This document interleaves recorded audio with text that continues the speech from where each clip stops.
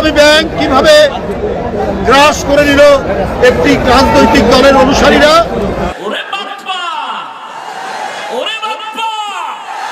Party এবং পায়ের rock কাটা পার্টি, এরা কারা এদেরকে জনগণ জানে না।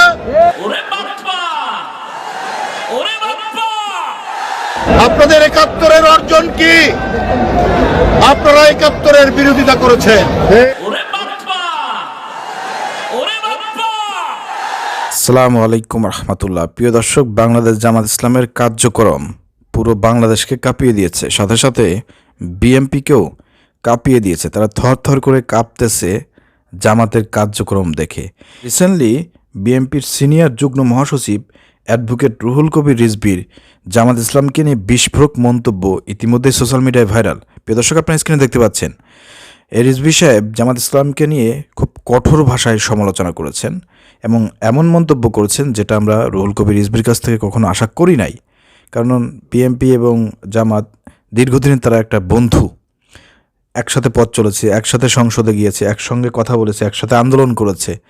তো এরকম একটি বাংলাদেশের পরীক্ষিত একটি ইসলামী আন্দোলন, বাংলাদেশ জামাত ইসলামীকে নিয়ে পরীক্ষিত একটি আন্দোলন, পরীক্ষিত একটি দল জামাত ইসলামীকে নিয়ে এই ধরনের মন্তব্য রিজভীর মুখে শোভা পায় না। প্রিয় দর্শক, রিজভী সাহেব কী বলেছে জামাত ইসলামকে নিয়ে সেটা একটু আপনাদেরকে বলবো। উনি বলেছেন যে ৫ আগস্টের পর একটি রাজনৈতিক দলের আত্মসাৎ ও দেখেছেন জনগণ। মানে কি? ৫ আগস্টের পর একটি রাজনৈতিক দলের আত্মসাৎ দেখছে জনগণ। এখানে জামাত কি আত্মসাৎ করেছে আমি বুঝলাম না। এখানে কারা পায়ের রক কাটে তাদের চিনে জনগণ।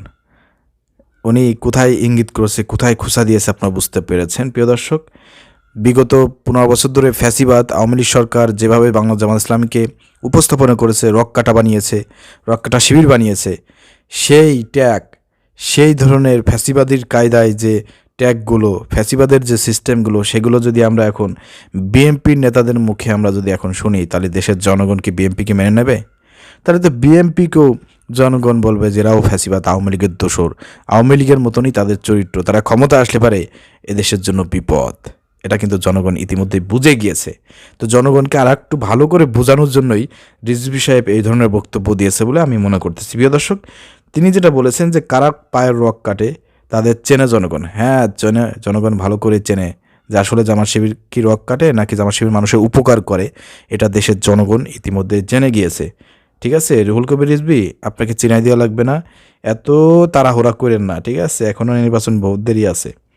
ঘোলাপানিতে মাছ শিকারের চেষ্টা করেছে ৭১-এর বিরোধিতাকারী জামাত।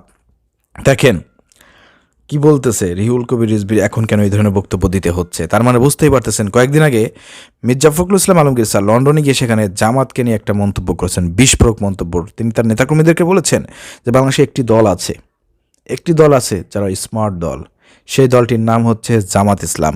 আমরা কেন তাদের সাথে লড়াই করে পারতেছি না? তিনি কিন্তু এই কথা বলেছেন। তার মানে বিএনপি ইতিমধ্যেই আওয়ামী লীগের পতনের পর থেকে জামাতের সঙ্গে লড়াই করে, তারা সংগ্রাম করেই তারা সামনের দিকে এগিয়ে যাচ্ছে, অথবা সামনে এগোনোর প্রচেষ্টা চালাচ্ছে জামাতের সাথে লড়াই করে। এটাই আমরা তার বক্তব্যের মাধ্যমে স্পষ্ট হলাম যে জামাতকে ইতিমধ্যে বিএনপি ভয় পাওয়া শুরু করেছে। ভোটের রাজনীতিতে, মাঠের রাজনীতিতে জামাত একটা বড় ফ্যাক্টর, এটা তারা বুঝতে পেরেছে। আগামীতে বিএনপি ক্ষমতা আসায় খুব কঠিন হয়ে যাবে, এটা ইতিমধ্যে তারেক রহমান কিন্তু অ্যানালাইসিস করে বুঝতে পেরেছেন এবং তিনি কিন্তু সেভাবে বক্তব্য দিচ্ছেন।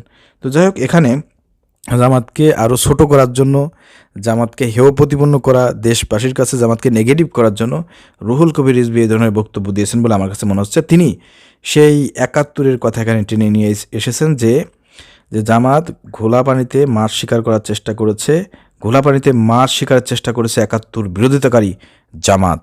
দেখেন, ৭১-এর ট্যাগ ম্যাগ দিয়ে আওয়ামী লীগ জামাতকে দমন করতে পারে নাই, আর আপনার কোথাকার কি বলেন? হ্যাঁ, জামাতকে আপনারা ৭১-এর ট্যাগ দিয়ে দমন করতে আসেন। মিয়া, ইতিমধ্যে দেশের জনগণ জেনে গিয়েছে যে ৭১ এই বাংলাদেশের জন্য কতটা ভয়ঙ্কর ছিল, কতটা দুঃস্বপ্ন ছিল। ৭১, এই যে মোদির স্ট্যাটাস ইতিমধ্যে ভাইরাল হয়েছে, আপনারা দেখেছেন। এই ১৬ই ডিসেম্বর যে বিজয় দিবস, এই বিজয় দিবসকে মোদি বলেছে আমাদের বিজয় দিবস, এটা ভারতের বিজয় দিবস। তার মানে ভারত যে বাংলাদেশকে স্বাধীন করেছে তার সৈন্যদেরকে পাঠিয়ে এই বাংলাদেশকে লুটপাট করার জন্য, বাংলাদেশকে তাদের আয়ত্তে রাখার জন্য, বাংলাদেশকে তারা স্বাধীন করেছে এবং দেশের মানুষকে তারা যুদ্ধের দিকে ঠেলে দিয়ে লক্ষ লক্ষ মানুষকে হত্যা করিয়েছে। এই পূর্ব পাকিস্তান পশ্চিম পাকিস্তান তারা দুইটা স্টেট, এরা এমনিতেই একদিন আগে হোক আর 2 দিন পরে হোক এমনিতেই ভাগ হয়ে যেত, কিন্তু এই মোদী সরকার এই রক্তপাত ঘটিয়ে এই যুদ্ধ সৃষ্টি করে দিয়ে দেশের মানুষকে হত্যা করিয়েছে। প্রিয় দর্শক, তো এটা দেশের জনগণ ভালো করে জানে যে 71-এর যে সিদ্ধান্ত ছিল জামাতের, সেটা সঠিক সিদ্ধান্ত ছিল। যাই হোক প্রিয় দর্শক, ইসলাম নিয়ে রাজনীতি করেন, ইসলাম মানে বারবার মুনাফিকি করা না। দেখেন উনি আবার এখানে ইসলামের দোয়াই দিয়েছেন, রুহুল কবির রিজভী সাহেব। উনি বলেছেন যে ইসলাম নিয়ে রাজনীতি করেন, ইসলাম মানে বারবার মুনাফিকি করা না।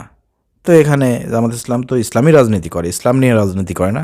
জামাত ইসলামী ইসলামী রাজনীতি করে, ইসলামিক স্টেট, আল কোরআন একটা সংবিধান, এই সংবিধান প্রতিষ্ঠার জন্য, কোরআনের শাসন প্রতিষ্ঠার জন্য, দিন প্রতিষ্ঠার জন্য তারা এই রাজনীতি করে, এই সংগ্রাম করতেছে, এই ভোটাভুটি রাজনীতি করতেছে। তো এখানে যে মুনাফিকির কিছু দেখতেছি না। জামাত ইসলাম তো এই পর্যন্ত কারোর সাথে মুনাফিক করে নাই, তার সব সময় অটল ছিল, তার বাতিলের কাছে মাথা নত করে নাই, তারা সব সময় সত্যের পক্ষে ছিল। শত অত্যাচার, নির্যাতন, হামলা মামলা, গুম খুন, ফাঁসি উপেক্ষা করে জামাত ইসলাম আজকের এই পজিশনে, যার কারণে আজকে আপনার এত বড় একটি দল বিএনপি, আপনারা জামাতকে এখন মানে আপনারা অপোজিশন মনে করে, জামাতকে প্রতিদ্বন্দ্বী মনে করে আপনারা এখন তাদের সঙ্গে লড়াই করে আপনাদেরকে বাঁচতে হচ্ছে, আপনাদেরকে টিকে থাকতে হচ্ছে। জামাতের বিরুদ্ধে কথা বলে এখন আপনাদেরকে টিকতে হচ্ছে জনগণের কাছে। আপনাদের ভোট পাওয়ার জন্য আপনারা জামাতের বিরুদ্ধে এখন বক্তব্য শুরু করছেন, যেটা বিগত দিনে আওয়ামী লীগ ফ্যাসিবাদ সরকার করেছে। তো যাই হোক প্রিয় দর্শক, এই ছিল বিএনপির সিনিয়র যুগ্ম মহাসচিব অ্যাডভোকেট রুহুল কবির রিজভী। এক কথায় যদি আমি স্পষ্ট আপনাকে এক বাক্যে বলি, সেটা হচ্ছে যে 5 আগস্টের পর একটি রাজনৈতিক দলের আত্মসাৎ দেখছে জনগণ, কারা পায়ের রক কাটে তাদের চেনে জনগণ, গোলাপানিতে মার শিকারের চেষ্টা করেছে 71-এর বিরোধিতাকারী জামাত, ইসলাম নিয়ে রাজনীতি করেন, ইসলাম মানে বারবার মুনাফিকি করা না। রুহুল কবির রিজভীর এই বক্তব্যটা। প্রিয় দর্শক, এখন 1 মিনিট আমি একটা কথা বলি। দেশের জনগণ কি দেখতেছে? আপনি যে মেসেজটা দিলেন, এই মেসেজ দেশের জনগণ দেখতেছে না। দেশের জনগণ দেখতেছে এক ফ্যাসিবাদকে আমরা উৎখাত করার পরে আর এক ফ্যাসিবাদ দেশে ক্ষমতায় আসার জন্য পায়তারা করতেছে। আওয়ামী লীগ ফ্যাসিবাদ যেভাবে চাঁদাবাজি, দখলদারিত্ব, মাদক ব্যবসা থেকে শুরু করে দুর্নীতি যা যা করেছিল, ঠিক তারই পুনরাবৃত্তি আমরা বর্তমান বিএনপির নেতাকর্মীদের মাঝে দেখতে পাচ্ছি। এটা দেশের জনগণ অলরেডি বুঝে গিয়েছে, তারা জেনে গিয়েছে। এই জন্য দেশের জনগণ এক ফ্যাসিবাদকে উৎখাত করার আর এক ফ্যাসিবাদকে ক্ষমতায় দেখতে চাচ্ছে না, এটা জনগণের কাছে স্পষ্ট। এই জন্য আপনারা ভয়ে থরথর করে কাঁপতেছেন। এখন জামাতকে নেগেটিভ করার জন্য 71 টেনে নিয়ে আসতেছেন, টেনে নিয়ে আসতেছেন, ও টেনে নিয়ে আসতেন। এইগুলো এখন দেশের এই যে ইয়াং জেনারেশন, জেনজি যেটাকে বলা হয়, জেনজি, এরা কিন্তু এগুলো বিশ্বাস করে না। এরা বিশ্বাস করে 24-এর গণ অভ্যুত্থান, 24-এর এই জুলাই আগস্টে কারা নেতৃত্ব দিয়েছে, কারা এই আওয়ামী লীগ ফ্যাসিবাদ সরকারকে উৎখাত করেছে, কারা এর পিছনে ইন্ধন দিয়েছিল, কারা এর পিছনে প্রোটেক্ট দিয়েছিল, কারা কথা বলেছিল, কারা সমন্বয়কে দায়িত্ব পালন করেছিল, কারা এই আওয়ামী লীগ ফ্যাসিবাদকে উৎখাত করে দেশে নতুন একটা বাংলাদেশ উপহার দিয়েছে, কারার সঙ্গে জড়িত সবাই ভালো করে জানেন জামাত শিবির। অর্থাৎ ওই 71-এর 50-60 বছরের আগের পুরনো ইতিহাস টেনে এনে জামাতকে নিচু করার যে চিন্তাভাবনা আপনাদের আছে, এটা ব্যর্থ হবেন আপনারা। আওয়ামী লীগ ব্যর্থ হয়েছে, আপনারা ব্যর্থ হবেন। অতএব এই ধরনের কথাবার্তা বলে আপনারা আপনাদের নিজেদের যে অবস্থান সেটা পরিষ্কার করেছেন, জনগণ স্পষ্ট হয়ে গিয়েছে যে আপনাদের চিন্তাভাবনা কী, আপনারা ক্ষমতা আসলে পর কী করতে পারেন। জুলাই বিপ্লবকে আপনারা যে কতটা পরিমাণ মানে এটাকে দাবিয়ে রাখবেন, এটাকে যে আপনারা স্বীকৃতি দেবেন না, সেটা দেশের জনগণ ইতিমধ্যেই বুঝে গিয়েছে। ছাত্র জনতার সমন্বয়করা বুঝে গিয়েছে। আশা করি ছাত্র জনতার সমন্বয়করা জামাত শিবিরের সঙ্গে থেকে আগামী নির্বাচনে জামাত শিবিরকে ক্ষমতায় আনার জন্য তারা প্রচেষ্টা চালাবে। যদি ক্ষমতায় না আনতে পারে জামাত শিবিরকে, তাহলে মনে রাখবেন সমন্বয়কদের অবস্থা কিন্তু খুব ভয়ানক পরিণতি হবে এবং আপনাদের যে অর্জন, এই জুলাই বিপ্লব, আগস্টের যে বিপ্লব, এই বিপ্লব আপনাদের ব্যর্থ হবে। এই জুলাই আগস্টের বিপ্লবকে যদি আপনারা একেবারে ইতিহাসের পাতায় যদি লিখে রাখতে চান, যদি ধরে রাখতে চান, তাহলে জামাত শিবিরকে ক্ষমতায় আনার বিকল্প কোনো কিছু নাই এই ছাত্র সমাজকে। অতএব আশা করি বুঝতে পেরেছেন। ধন্যবাদ সবাইকে। আসসালামু আলাইকুম রহমতুল্লাহ।